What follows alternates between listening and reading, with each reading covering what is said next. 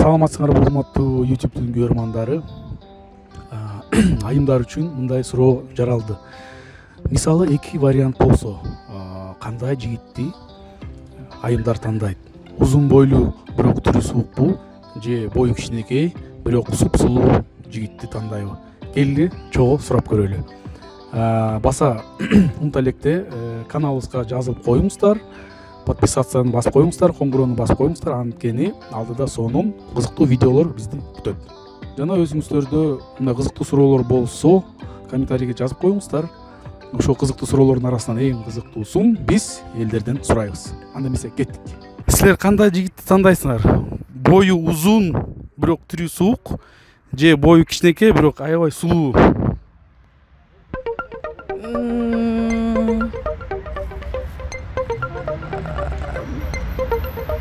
Түшүндүм, чоң рахмат. Сиз кандай жигиттерди жактырасыз? Узун бойлуу, бирок түрү суук, же бою кичинекей, бирок сулуу?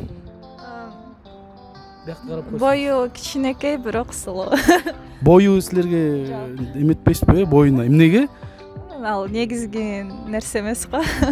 Жок, эми көп кыздар ошо бойго көңүл бурат да. Мага айырмасы жок. Айырмасы жокпу? Анда бою мынчалык болсо, бирок сулуу болсо жактыратсыз экенсиз. Ооба, бою кичинекей, сулуу. Бою силерге эме эмеспи? Кичинекей эмес, мендей болсо. Жок, силерден да кичинекей, бирок аябай сулуу да. Бою узун. А бою узун келбети анча эмес да, мындай. Түрү суук да. Арык. Кандайын тандайсыз? Бою узун эле. Бою узун, анын өзү арык да, мындай арык чырай. Анда бою кичинекей деле. Кайсы вариантты тандайсыңар? Биринчиси. Бою узун, бирок түрү суук, а эмнеге? Билбейм, мен жигит болсо ошондой. Я. Бирок сулуу. А келбетичи? Адыжы. Высоких и некрасивых или маленьких, но очень красивых? Это зависит, думаю, от человеческих качеств. То есть как внешность не имеет значения. То есть вам важно внутренние, да, качества, да? То есть вы можете встречаться с парнем, который будет маленького роста, да, и некрасивый, да? Каждый человек по-своему идеален. Не, если он маленького роста, но некрасивый, но у него внутренность, да, вот он внутренне качество красивый, вы будете с ним встречаться, да? Возможно, если он будет богатым. Сиз кандай жигиттерди тандайсыз? Эки вариант бар. Бою узун, бирок түрү суук. Бою кичинекей, бирок сулуу да, аябай. Бою узун, бирок түрү суук. Келбети маанилүү эмеспи сиз үчүн? Маанилүү, бирок адамдай болсо болду да. Балдарыңыз анан келбети нит болуп калсачы анан?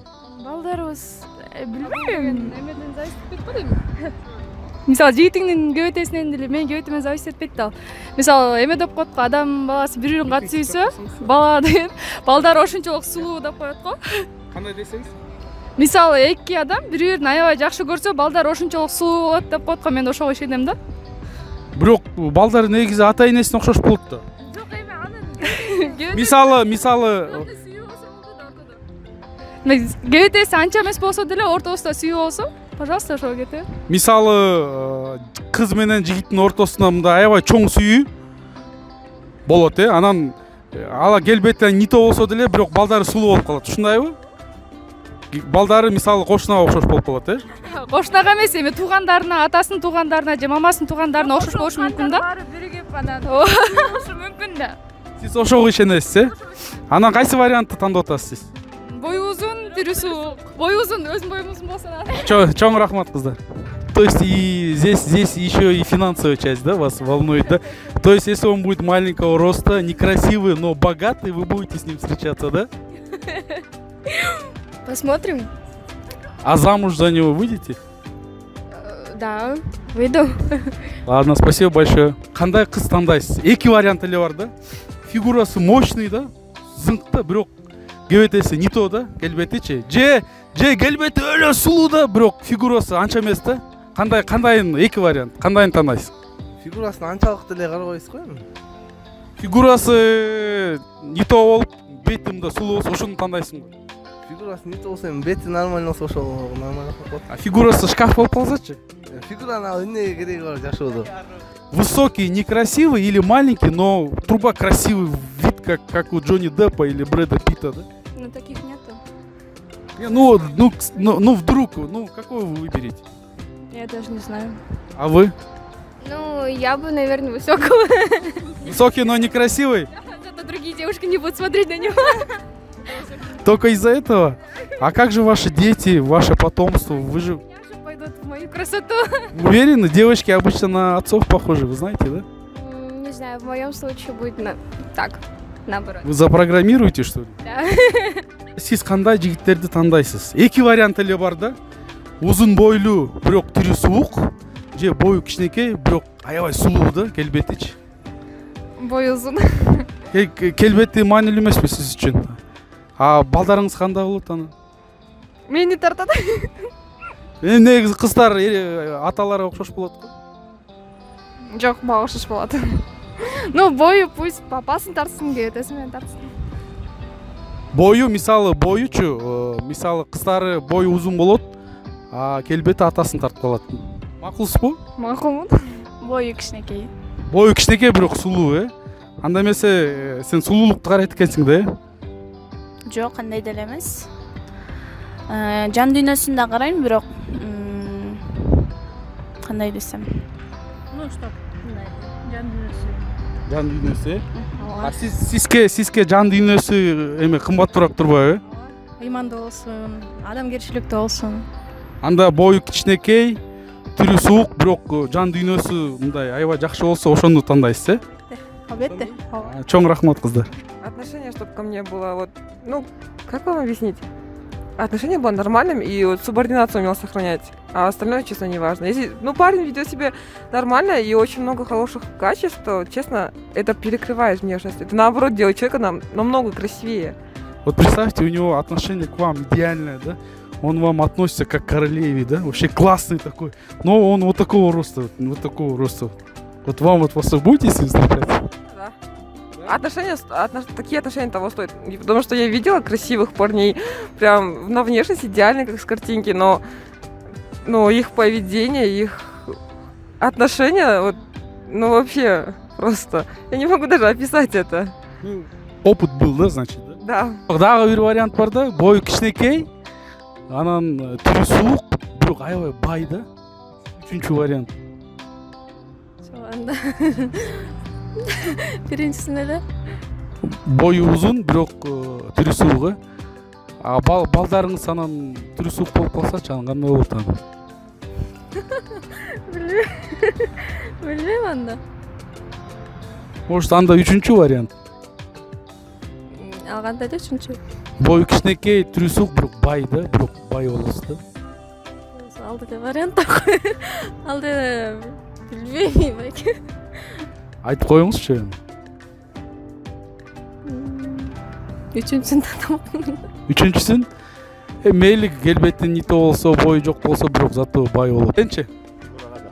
Фигурасын карайсың, А келбети анча эмес, боло берет, Келбети даже эркекке окшош болуп калсачы. Келбети эркекке окшош, бирок фигурасы эле мощный да. Шуну тандайсыңбы? Ну ладно, третий вариант. Маленький, некрасивый, но богатый. Нет. Нет, на богатство не смотрите? Маленький, некрасивый. Душа, да, только, да? Я не скажу, чтобы он был красивым, я бы сказала, какой-то черты там симпатичные просто, как бы привлекательность был. А так, чтобы безумно красивый и богатый, это уже нереально. Все, большое спасибо, удачи вам, удачи. Мен үчүн келбети деле, бою деле маанилүү эмес, анткени самый главный ыймандуу, акылдуу. Мени балдардын семьясын багып кете алган. Ыймандуу бала болсун. Сиз үчүн бой эмес, келбети эмес, ички дүйнөсү, сиз жан дүйнөсү, сизге отношениясы ушундай болсун, Значит, бою кичинекей, түрү суук, бирок ички жан дүйнөсү мындай аябай бай болсо ошол маанилүү экен да. Ана үчүнчү вариант. Бою кичинекей, түрү суук, бирок бай да. Эми ортодо сүйүү болсо, бири-бириңди чындап жакшы көрсөң, бактылуу болгуң келсе, ортодо байлыктагы, сулуулуктагы эч кандай маселени чечпейт да. Ортодо самый главный сүйүү, бактылуулук жашоо. Хорошо. Чоң рахмат, кыздар. Кого вы выбираете? Не такие критерии внешность, как рост или красота, да, а вот, допустим, как он смотрит за собой, чистая ли одежда, вот это вот внешность. А потом уже, конечно, внутренние качества смотришь. Значит, не рост и не внешность, именно вот как он за собой смотрит, да? Значит, он, смотрите, он ведет себя хорошо, допустим, да? Очень такой опрятный, очень чистый, но он маленький и страшный. Вы будете с ним, да, встречаться? Нет. Потому что, смотрите, на первый взгляд я же буду выбирать тоже. Ну, как бы на внешность, да, смотрю, да. Ну, вы только что сказали, что неважно рост, и рост неважно, вы сказали, внутренние качества. Я себе представила страшного человека, прям страшного. Ну, не знаю. У вас фантазия бурная, да? Наверное, да. А по-вашему, страшный человек это как? Какой страшный? На внешность? Как он страшный? Ну, на лицо, на лицо. Я не понимаю, как вот страшный на лицо. Как это? Ну, не в вашем вкусе, да, на лицо, скажем. Ладно, не страшный, а, скажем, не в вашем вкусе, допустим, да? Получается, он не в вашем вкусе на лицо, он маленький, но он классный, да, характер у него, он очень опрятный. Вы будете с ним встречаться, да? Да. Систем да бою, систем да кичеке болсочу. Бирок сулуу, да, аябай? Аябай кичинекей болсо болбойт. Анда бою узун, бирок түрү суук, ошондой да, түрү суук. Жок, анда вариант жок. Бою узун, бирок түрү суук да. Бою кичинекей, систем да кичинекей, бирок сулуу да.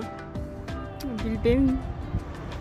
Мейли, үчүнчү вариант. Үчүнчү вариант бою кичинекей, түрү суук, бирок бай да, аябайчы. Чириген байдын баласы да.